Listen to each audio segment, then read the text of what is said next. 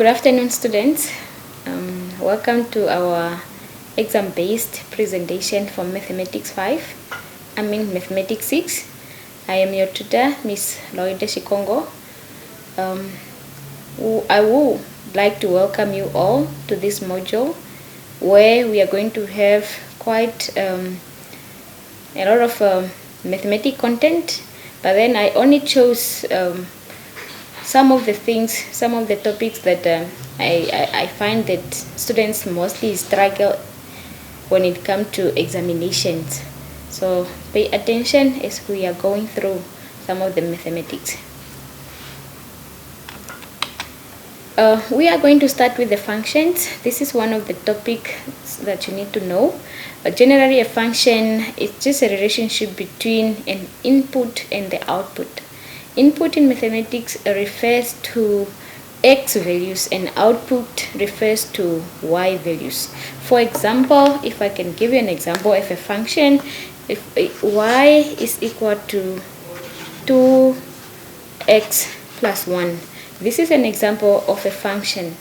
However, now for us to get y, we need to take 2, multiply it with the value of x, and then we add 1. So then x is an input, the number that we put in to get y.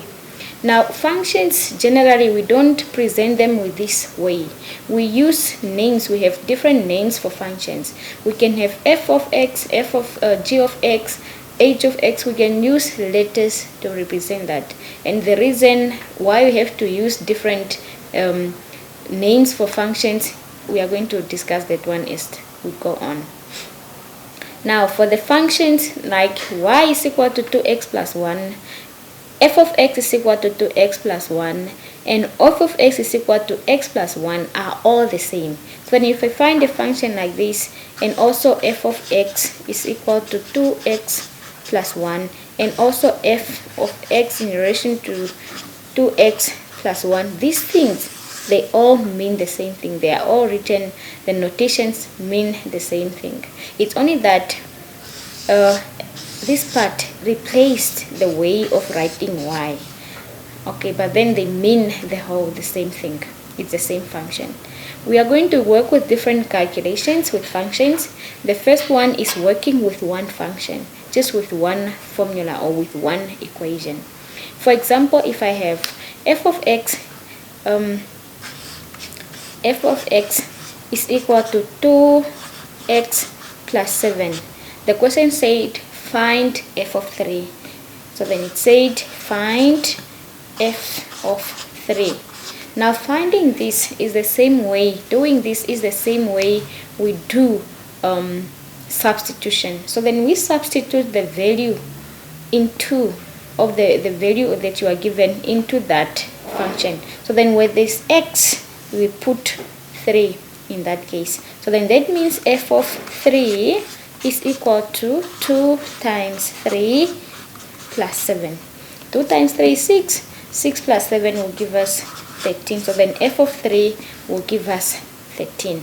These are some of the questions that you need to know in when it comes to the mathematics functions, to be specific. Then we have another question, example 2, whereby if you are now having, if f of x is equal to 3x minus 2, find x if f of x is equal to 1. We are just going to do that one. Now find, the question said find x if f of x is equal to 1. Now this part, f of x is given as this. Imagine this part is equal to 1. How can we get the value of x? That is what the question is asking you to work out. So then as usual, you substitute what you are given, you substitute it in the function. So then where f of x is, we put 1. That means 1 is equal to 3x minus 2. Then from there, we solve for x to answer the question, the same way we solve linear equations. So then that means to get, I can take negative 2 on that other side, which is going to be 1 plus 3, 1 plus 2. pardon me, then that side will be left with 3x. Then from there, to get x, you can divide both sides by 3. Then 3 divided by 3 will give us, so then x is equal to 1 for this calculation. So then make sure that you answering the question, which variable are you working out? Are you finding x itself, or you want to find the output? So then just read the question carefully and make sure that you are answering it. Then we come to the second one, where it has to do with inverse functions or inverse notations. How can we find inverse of functions? For example, now find the inverse of f of x, where f of x is 5x. That should be plus 1. So then we are given f of x is equal to 5x minus 1. It's not equal here, it's a mistake. It should be minus 1. Now find the inverse. The inverse are normally denoted with this notion to show that it's an inverse. So then what is the inverse of x? F of x. How can we get that inverse? There are steps that you really need to know how to work, how to perform if you want to find the inverse of the function. We know that part, this part means y. So then let's make use of y for this part. So then it's going to be y is equal to 5x minus 1. Now for us to find the inverse, we interchange x and y. Where this x, we make it y, and y, we make it x. So then this side is going to be x is equal to 5, and this one is going to make it y minus 1. Those are the steps that you need to know. And then from there, you make y the subject of the formula. I hope you know how to make y the subject of the making the subject of the formula is basically just like you are solving an equation, but then you are just moving your terms on one side so that y can remain alone on its side. So then let's get rid of negative 1. Let's move negative 1 on the other side. It's a negative, it will be a plus on that other side. So then it will be x plus 1, which will give us 5y on this other side. So then how can I get y? I divide both sides by 5. This one cancel out. So then I'll end up having y is equal to x plus 1 divided by 5. This is the answer. Now I have to take back to what I'm given now. So then that means the inverse of f of x is now equal to x plus 1 divided by 5. So then that is how we make the inverse of the function. So then first of all, I repeat the steps. You change f of x to y, then it will become this equation, and then from there you interchange x and y. Let y become x and x become y, and then from there you make y the subject of the formula. Finally, after that, you change it back. Let your answer contain this part. Your answer must contain this to show that you are now having the inverse of that function. Okay, let's move on to number 3, where it's have to do with the composite functions, or a function of a function. How do we work with composite functions? Okay, let me give you that example. We only do the first one. Example, you are given the two functions, given that f of x is equal to 2x and g of x is equal to x plus 2. Now find, the question said, find g of x, gf of 4. Now we are having composite function. This is, we have a function of f and again function of g of the same number. We normally, how we do these things, we take first, find the function of f in relation to 4. That means where there is it will now be f of 4 is equal to 2. Where there is x, you put 4. That means that this f of 4 will give us 2 times 4 will give us 8. Now this answer, the answer that you get, you substitute in the g function now to get g. So then that means the g now, g of 8 now, not 4 anymore, because it's the function of the f function again that will be substituted in the g function. So then the g function, the f of g of 8 would now be equal to x, or 8 plus 2 in this case, which will give us 10 as the answer. Then finally, you should not leave your answer like this. You have to answer the question. That means g f of 4 is equal to 10. You have to leave your answer in that format. Okay, when it comes to functions, if you have any question, because working with one function, finding the inverse of the function, and working with the composite functions, if you have any questions, please don't hesitate to contact me for that. We are moving on to coordinate geometry. We are now going to find the equation of a straight line. A straight line equation have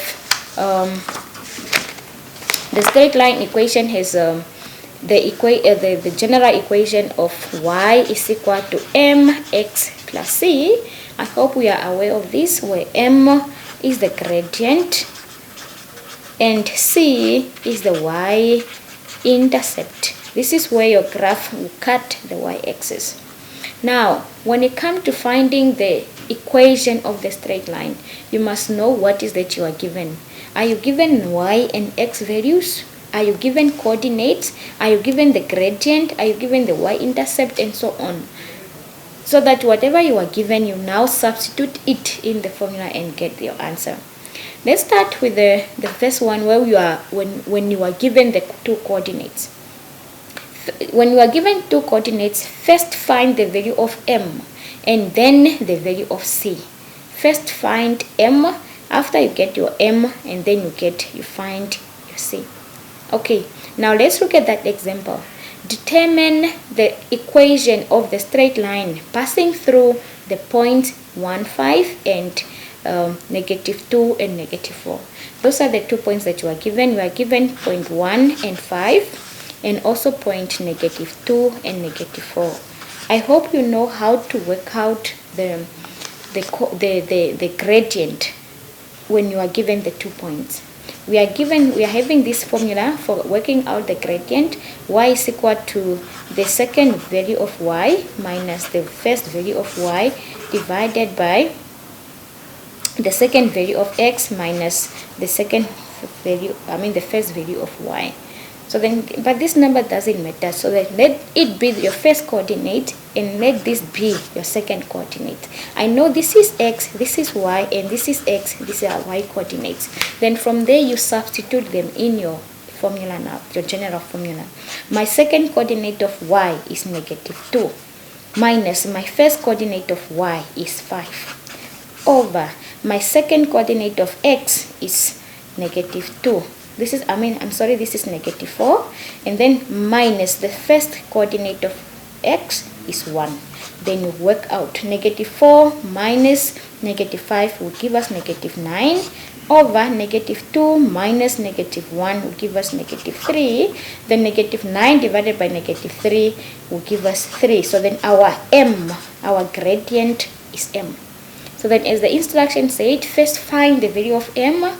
Once you find the value of m, then you can find the value of EC. So then our m is 3. Then from there we find c. How can we get c now? We use our general equation. Y is equal to mx plus c.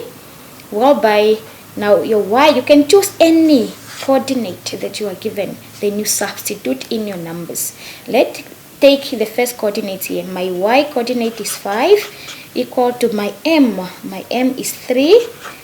X, let my x coordinate be 1 because we are using this, and c, that is the c that I don't know, that I have to work out. Then from there you now substitute your numbers. You work out. 5 is equal to 3 times 1 is 3 plus c. I want to get c. I can move 3 on that side. It's a positive on that other side. It will be 5 minus 3, which is equal to c, and then 5 minus 3 will give us 2. So then my c is 2. So then this, I'm having this 2 information. Therefore, my formula for that, my equation, you now substitute them. You know your m is 3. Where there is m, you put 3. Where there is c, you put 2. So then therefore, the equation is now going to be y is equal to 3x plus 2. This is the equation for this. I hope you took that one. So then make sure that you know, if you are given the 2 points to work out to find the equation of the straight line, make sure that you know all the steps. Find the gradient first using the formula. Then from there, substitute your gradient and choose any coordinate. Whether it's this one or this one, it will still give you the same y-intercept. Once you get your y-intercept, then write down your equation. Use your general way so that you can get the equation of that graph. Alright, what if you are given 1 point and the gradient? What if you are given 1 point and the gradient still to work out the equation of the straight line? Note that straight lines, sometimes you find straight lines that are parallel to each other, and straight lines which are parallel to each other has the same gradient. You find straight lines which are perpendicular to each other, and straight lines which are perpendicular to each other have the gradient which have different signs and reciprocals of each other.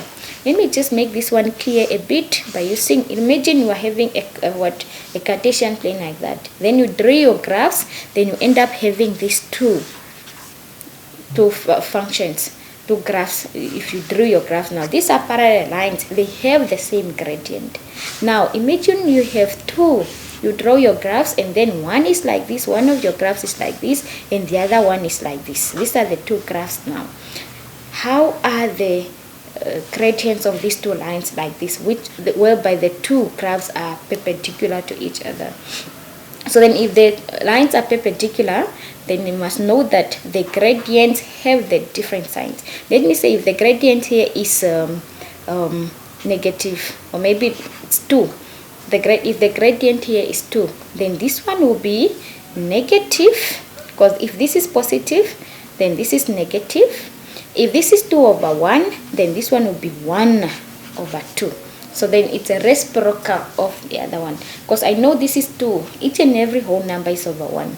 This is positive 2 over 1. So then this one will be negative 1 over 2.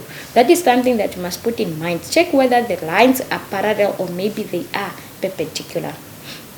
Now, still you have to substitute the gradient and the point in the general equation to find C. Now in this case, you are given already 1 point and the gradient. So then you do it almost the same way we did when given the second step. Now after you get your M, what did you do?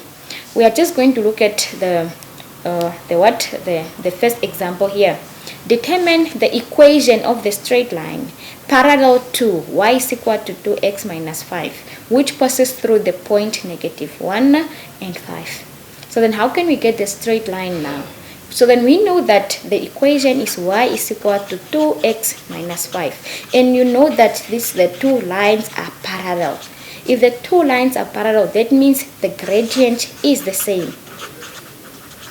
Now, for us to get the equation of that other line now, we still have to take our general equation, y is equal to mx plus c, then we substitute. Our y, we need the coordinates. Our coordinates for y is 5 equal to m, since the two lines are parallel. If the gradient is 2, obviously the m is 2 here. And then x, the x coordinate for that one is negative 1. You substitute it here, and then plus c. Then we get our c. Then you find your c first. Then 5 is equal to 2 times negative 1 is negative 2 plus c. Then to get c, we take 2 on that other side, it will be a plus, so then it will be 5 plus 2, 7 is equal to c. Our c is equal to 7. Then from there you substitute. Now you know your gradient already, then you know your c, then you therefore the equation is now going to y is equal to 2x plus 7 for that. Same gradient because they are parallel. It's only that the y-intercept will be different for that. Okay. So then try out number 2. If you get stuck, I'm always here to help you. then we come to another part of geometry which has to do with angle properties in polygons.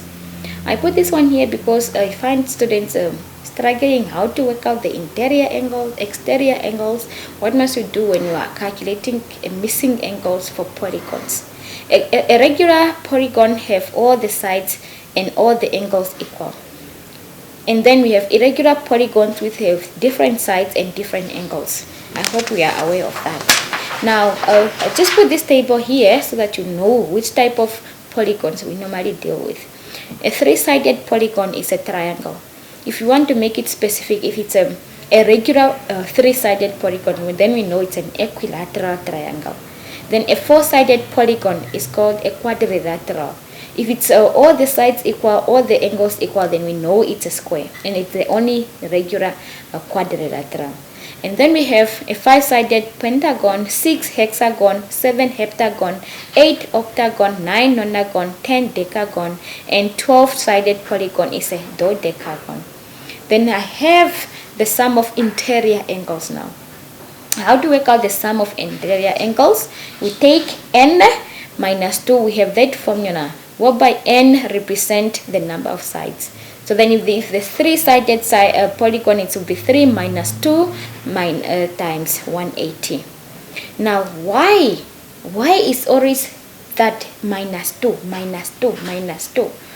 If you check there, you can see that it's also the number of sides minus 2. Let me draw just a quadrilateral, for instance. This is a quadrilateral, though it's not regular. If I draw triangles from the same corner there, then if I draw put in triangles from certain point, then I join from different corners to form how many triangles will I end up having? For this quadrilateral, I end up having 2 triangles drawn inside that quadrilateral. Now you can see that the number of sides is 2 less than the number of triangles you have drawn in here. If you talk about maybe a hexagon, is this the hexagon? Yes, 6-sided one. 1, 2, 3, 4, 5, 6. And then we just draw triangles from a certain corner. How many triangles we end up having? 1, 2, 3, 4. The number of sides are 6, but we are having 4 triangles inside. So the number of sides is the number of triangles are 2 less than the number of sides in that. So then we take, and we know that for each triangle, we know each angles. If you add these angles together in each triangle, we know they end up to 180. So then we have 180 for this, 180 for that, 180 for that, 180 for that. That's why we are always multiplying it with 180. Okay, so then it did not come from somewhere, but it's rooted from something. So then this is how we work out the interior angles of the polygon. Then we have the sum of exterior angles. The moment you extend the side of the polygons, then you are creating exterior angles. You create exterior angles. How many are they? They are still going to be 6. 1, 2, 3, 4, 5, 6 exterior angles for the polygon. You should know that the sum of exterior, if you put the exterior angle, the angle outside, and the angle inside that polygon, it must always give you 180, because they are angles now, they are on the straight line. So then you make sure that you know. And then the sum of all the angles outside the polygon for all the polygons is 360 degrees. Alright, let's look at some of the questions. I mean, not questions, but some of the notes that you must know when it comes to polygons. The sum of interior angles, that is how you work it out. That is the formula. One interior angle, if you want to work out one interior angle, you take the number of sides or the sum of them, then you divide it with the number of sides. The sum of exterior angle for each is 360. One exterior angle is 360 divided by the number of sides. The number of sides is 360 divided by the exterior angle. Imagine sometimes we'll be given that maybe the angle here is 30 degrees. How many sides it's having? So when you find out how many sides the polygon has, take that 360, then you divide it with that exterior angle. Then you get how many sides the polygon has. And the angle at the center is also 360 divided by n. We create the angle at the center. If you draw lines of symmetry from that, we end up having the angles at the center. We call them angles at the center. And then you can see that it's giving us a revolution. That's why if you want to work out that one angle, you take 360 divided by the number of sides. Alright, then you can see that an exterior angle is equal to the angle at the center. If the exterior angle is 30 degrees, obviously the angle at the center also here is 30 degrees. You must always put in mind as to which polygon you are working with. You must know the names of the polygons. Sometimes the question will ask you to name the type of the polygon that you are having. Let's look at that example. The figure below is a regular polygon. O is the center. Give the name of the polygon. To give the name, you have to count the number of sides. 1, 2, 3, 4, 5, 6, 7, 8. This is the 8-sided polygon. And the 8-sided polygon is called an octagon. Okay, now the question is also asking to give to calculate the sum of interior angles. Sum. We know the sum is n minus 2 times 180, whereby n represent the number of sides. It will be 8 minus 2 times 180, which will give us 1080 degrees. So then that is the sum. Now the other one is write down the size of the angle at the center. How do we call the angle at the center? Previously I gave you that. Angle at the center, you take 360 divided by the number of sides. So then the angle at the center therefore is going to be 360 divided by 8. And then you get your answer. And then also calculate the size of angle Y. If you look at that angle Y, how can we get that angle? That is not an interior angle on its own.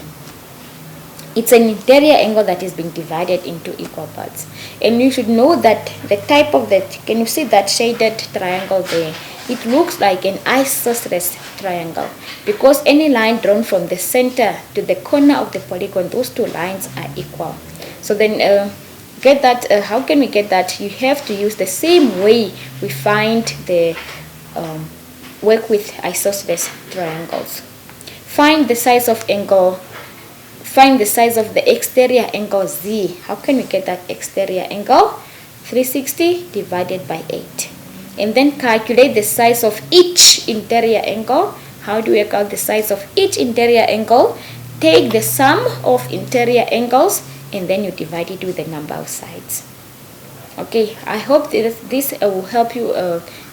Will find it helpful, and then you should know how to work with regular polygons as well as irregular polygons. So then go back to your notes and try to learn how to work with irregular polygons as well. Then we come to measurements. Measurations is one of the important chapters. It's a broad topic that deals with the calculations of perimeters, areas, volumes of different shapes and solids. The fundamental of this chapter is a good knowledge of the formulas and how to apply them. I'm therefore urging students to learn at heart the different formulas of different shapes, except for the volumes and total surface area of the cones, spheres, and pyramids, and their formulas are always provided in the examination. Now, the bad thing about measurements, if you don't know the formula of a certain shape, then you won't be able to work out. So then we are not going to do any calculation because it will be in your hands. If you know the formulas, then you obviously just have to substitute and work out what is being asked. So then go out there and make sure that you know all the formulas, perimeters, areas, volumes of different shapes and different solids. I want us to move on to trigonometry. Trigonometry is a relationship between the sizes of angles and the length of the sides of triangles. When we deal with these topics, we normally come across 90 degrees triangles and non-90 degrees triangles. Now, if you're talking about 90 degrees triangles, I hope you know what we're talking about. Then when we are dealing with 90-degree triangles, sometimes we will be asked to find a side, and sometimes we'll be asked to find the angle. How do we work with this now? How do we work out the sides and how do we work out the angles? For if you are given two sides, we normally use the Theorem of Pythagoras.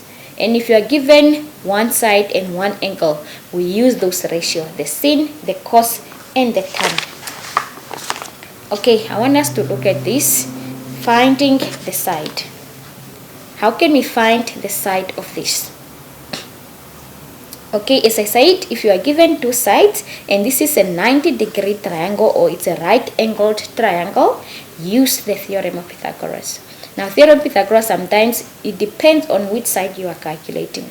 Is it the short side or is it the longest side? So then if you are not going to really find this one, go into much detail, because Theorem of Pythagoras, I hope we are all familiar with it. So to work out x, the Theorem of Pythagoras said the square of the long side is equal to the sum of the squares of these other two sides. So then if you square 5 square this side, the answer is the same as you square these two, the sum of the two other short sides. This is what the Theorem of Pythagoras said. The square of the longest side, which is called the hypotenuse, is equal to the sum of the squares of the two other short sides. So then we are given the long side and this other one. How can we get x now? It just work the same way we work with the equation, because obviously you are solving an equation. 5 squared is 25, 4 squared is 16, x squared is unknown. Sorry for this is plus. X squared is unknown. Then you can take 25 and let others, 16. 25 minus 16 will give us 9. 9 is equal to x squared. So then how can we get x now?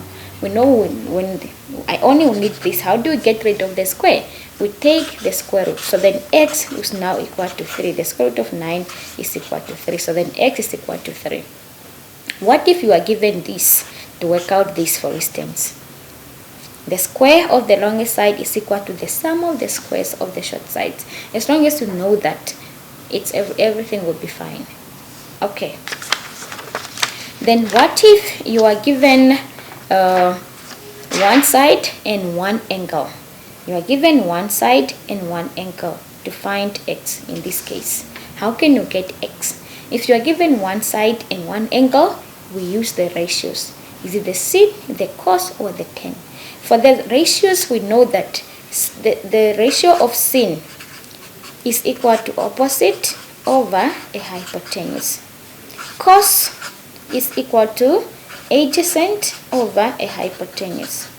And then tan is equal to opposite over adjacent. So then you should know this. We normally abbreviate it with the SOHCAHTOA.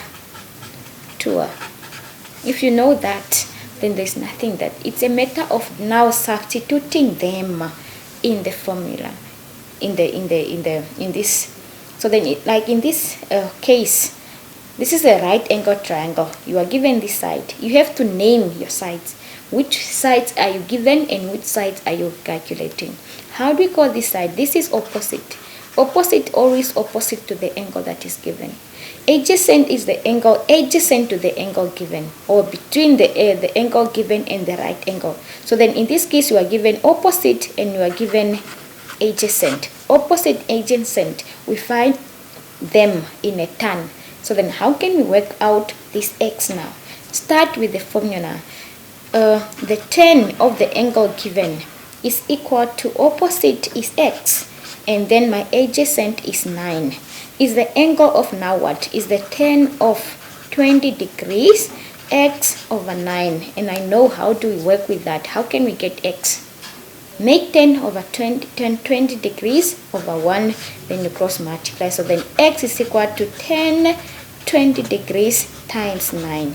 Then you get your answer. So then you should know how to do that. What if you are asked to find an angle? Still, you are given this triangle DEF. You are given the two sides now. To find this angle, what must you do? You still have to use your ratios. Is a cos or tan or a tour? I mean a cos, a sin, a cos, or the tan. So if you are given the two sides now, identify them so that you know which ratio you are going to use. This one, it's opposite. And the longer side is the hypotenuse. Is it the sin, the cos, or the tour? Is it the soh, the ka, or the tour that you are going to use? Opposite and hypotenuse, we find them in the sin. So they will be the sin of that angle now equal to opposite, which is 12, over hypotenuse, which is 16. Then whenever you are getting the angle on your calculator, you must always shift. So then you shift and then you press the sin. Then in brackets we have 12 over 16. Then you get your answer for that. So then you should know how to find an angle, find the side. You must always look at what information you are given. Alright, let's move on to non-90 degrees triangles. This is where most of you find quite a challenge. We are having the sine rule and the cosine rule. The sine rule, you usually use the sine rule when you are given the two sides and an angle to work out another angle. Or maybe you are given the two angles and one side and to work out the other side. That is where you use the sine rule. The small letters represent the angles and big letters represent the side, just to differentiate. But it doesn't mean that it's always sin A, sin B, sin C, and so on. It depends on how the triangle is named. Now, how do we find the side? You make use of that formula. Sin A over sin, A, that is the side, over sin A is equal to B over sin B. Find the side. Let's look at this to find the side of this triangle. You can see it's a non-right angled triangle. We know it's triangle LMN. Now, if this angle N, then we use a small n for the side. We use the small l for the side, which is opposite that angle. We use this side M opposite to that. So then in this case, we are not going to use sin A, sin B. We are now make use of these sides. Then you can choose the pair that you are given. Now in this case, you are given this perfect pair and you are given this. So then those are the two information that you are going to work with. Since we are getting the side, let this 3.8 over sin angle, which is 34, equal to this side, which is x, over sin L, which is 60 degrees. Then from there, of course, we cross multiply to get your x. It's quite simple. Just look at what information you are given to work out the missing information, what is being asked. The same thing goes when you are finding the angle. To find the angle, still you have to name. If this is f, then let it be a small f for the side. D, a small d. Capital E for the angle, let use E for the small angle. For the side of that, the side which is opposite. We always make the thing which are opposite to each other for that. Now we are calculating this angle. Which angle are we calculating? Find angle E.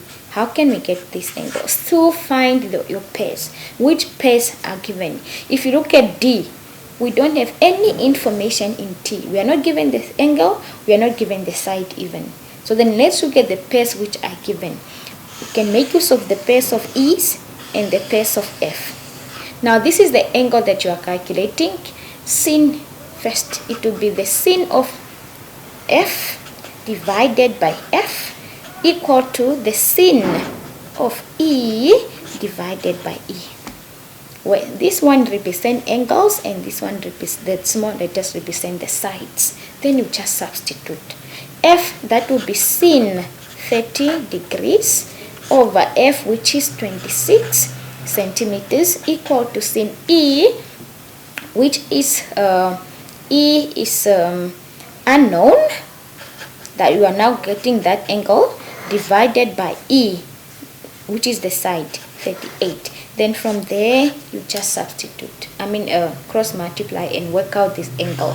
And remember, whenever you are working out the angle, first you have to shift when you are working with the ratios. Okay, let's move on to the cosine rule. The cosine rule also has to do with working with non-90 degrees triangles. Okay, so then still here, it depends on what you are given. It's not A, B, C, E, and always. It depends on how the triangle is named. We don't have A, B, C, and for instance in this one. So then we use Q, P, R for that. We are also going to use to find the side and also to find an angle. Same thing, make use of the formula. Which pair are you given? Like in this case, you are calculating A, which is the side. You are calculating this side. This one is Q. If this is Q angle, let it be a small q for the side. If this is R for the angle, let this be R for the small side. If this is P for the angle, let this side be P for that. Now for you to get, you can see that you are calculating Q. So then it will be Q squared equal to B, P, we are not having B and P here, A and B, we are having P, it will be P squared plus R squared and then minus 2, we don't have B and C, we are having P and R, P and R and then cos. We don't have A here, but the cos of the angle, the side that is opposite the side, the cos of the angle that is opposite the side that you are given, cos Q. Then it's just a matter of substituting in your numbers. Q squared is unknown. P squared, P is 7 squared plus R is 8 squared minus 2 times P, which is 7, times R, which is 8, and then cos angle, which is 53 degrees. And remember, this is Q and it's squared. To get rid of the square, after you work out your things, then you have to take the square root. It's something which is very simple. You just need to know the formula and know how to substitute. Check what you are given. Are you going to use the sine rule or the cosine rule? That is the thing that you need to know. Then what if you are asked to work out the angle? To work out the angle, we use that formula. Cos of the side angle that you are asked, it's b squared plus c squared minus 2bc divided by 2bc. Still, we are not going to use bc, a, bc because we don't have them here. We are going to use these letters. Then the question is find this angle, find angle G. How can we get that angle? So then we take angle, the cos of angle G is equal to BC. We are not having B and C. We are going to use the two sides that are given. So then we are having 11,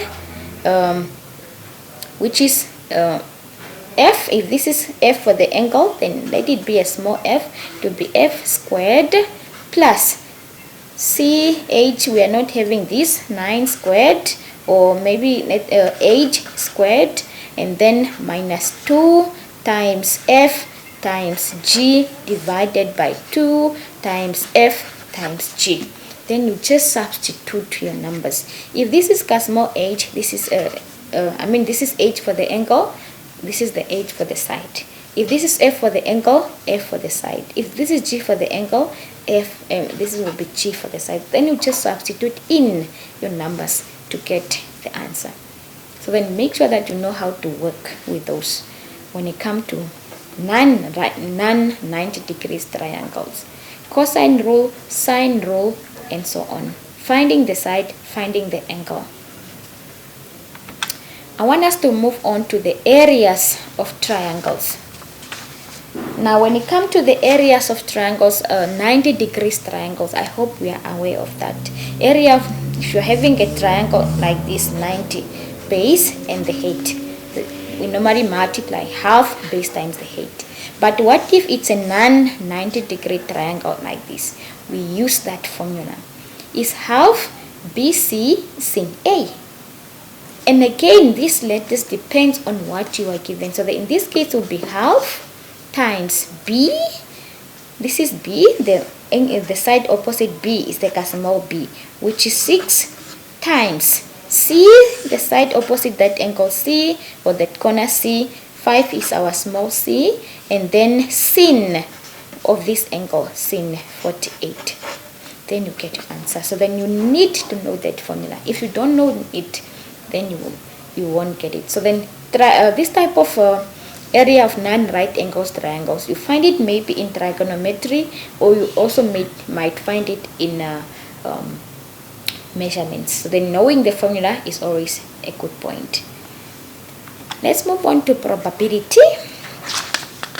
One thing, when it comes to probability, when it comes to calculating different probabilities, is quite a challenge. We are going to look at some of the questions here. The probability is an event is a measure of how likely it is to occur. Now you should know that if you're having two probabilities, if this is 1/4, this should be 3/4.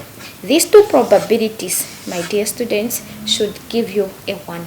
1/4 plus 3/4, it's 1. So then the probability of the branches, it must give you 1 for this type.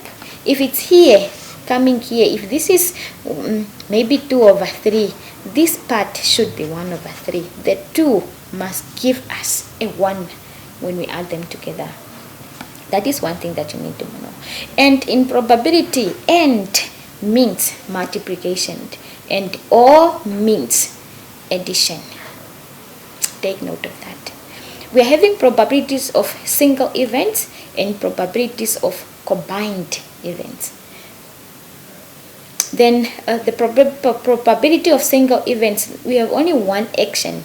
Example, you only throw one die, or you only draw one ticket at a time.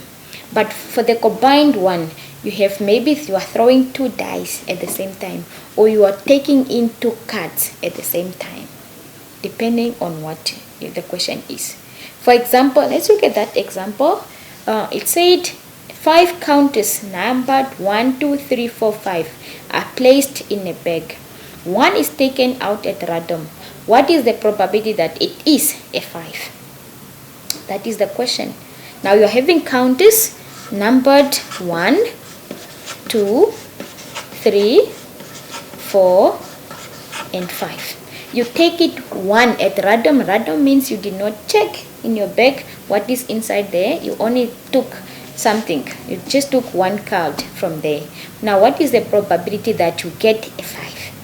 Getting a 5, you check how many cards are there in the box. There are only 5. How many chances that you are having that when you go in the box or the bag, you take out a 5? You have only 1 chance of getting a 5. So then the probability of getting a 5 is only 1, because there's only 1 5 in that card. It cannot be 2, because we don't have 5 2s, 2 5s, in that bag. Same apply to this. What is the probability of getting a number less than 3? Which numbers are less than 3? It's only 1 and 2. So then we're having only 2 chances out of 5 to get a probability of getting a number less than 3. A prime number. Which one are prime numbers? 1 is not a prime number, 2 is a prime number, 3 is a prime number, 5 is a prime number. So then for the prime numbers, we have 3 chances out of 5, a total of 5 in that to get that. A 2 or a 5. 2, either 2 or a 5.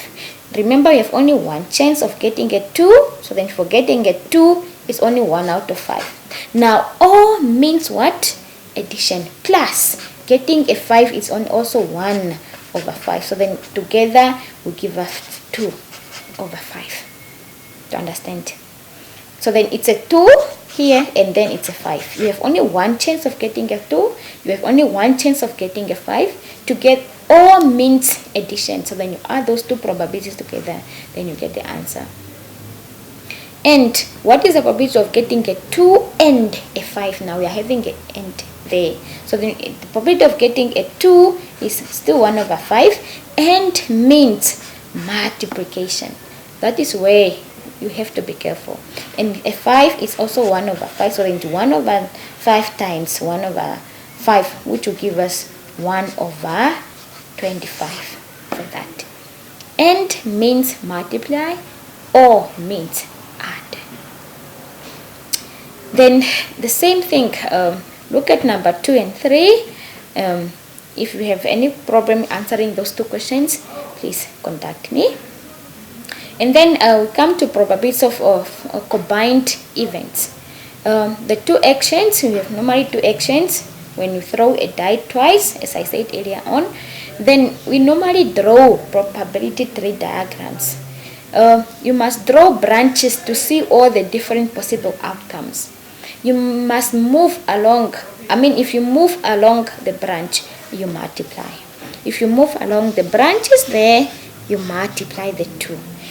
If you are including the result from the other branches, then you have to end them up. If you are coming here and then coming here again, then you add up these two probabilities. Okay, those are the tricks that you need to know. Let's look at that example. Kavari enjoys flying his kite. On a given day, the probability that there is a good wind is 3 over 5.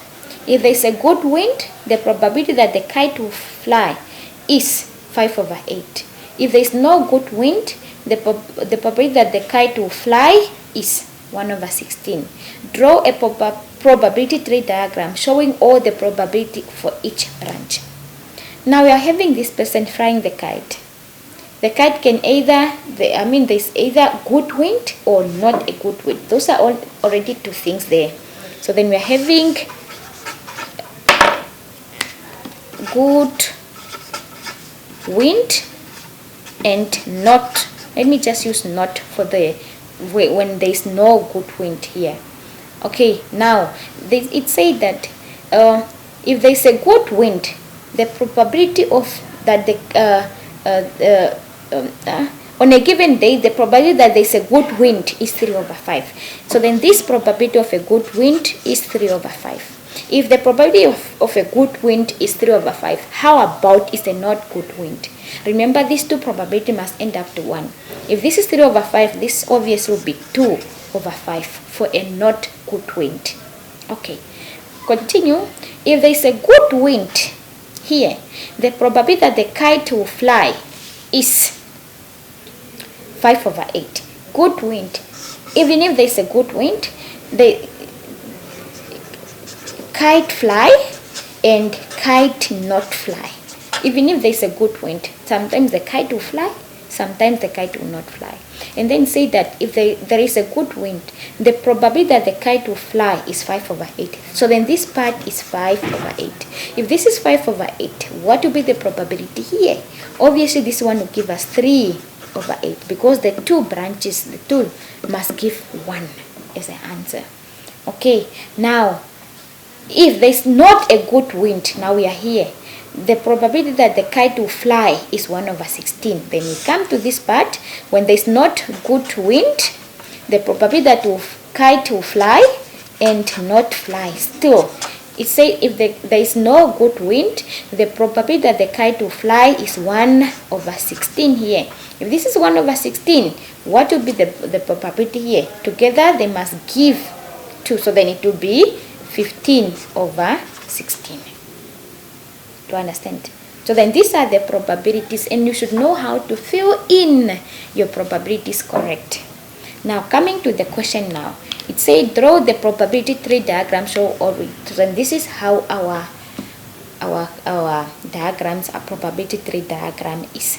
Then what is the probability of a good wind and the kite fly? Good wind, kite fly. Good wind, kite fly. So then the question is asking you to work that probability. Good wind and the kite fly. So then that part now, if you are moving along the branch, you must multiply. So then it will be 3 over 5 multiplied by 5 over 8 for that. And then, what is the probability that of a good wind and the kite fly? That is we did that one. Then C, find the probability that whatever the wind, the kite does not fly. Good wind, no fly. So then we are having this. Not good wind, not fly. So then we are having these two. So then say that find the probability that whatever the wind, kite does not fly. Not fly, not fly are here. Whether there is a good wind, not fly. So then we are having this part, which is now 3 over 5 times 3 over 8. Now because we are coming to this other branch again, we add these two probability plus 2 over 5 times 15 over 16. Then work out this, work out that, you add them together to give your probability for that. So then when it comes to probability diagrams, it's usually a lot of marks that is wasted that you normally don't get right. So then make sure that you know. And any question, please, you are welcome to ask me. We are having that. I will leave that question in your hands. A bag contains 12 balls. 5 are red, not RX. I'm sorry for that. 5 are red and the remainder are blue. 2 counters are drawn at random. Find the probability tree diagram and also find this one. So then that one will be in your hands now. Otherwise, I came to the end of my presentation. Practice makes perfect. That is always the slogans that I always send out. Consider revising questions that usually carry a lot of marks. Know all the steps, know all the rules, know all the formulas. Know the key questions, what to do when factorize, prove, sketch, draw, and so on. Read instruction carefully, make sure that you're answering the question, and write neatly as you can and manage your time. So finally, do not hesitate to contact me in case you have a question. Thank you, and I wish you all the best in your study.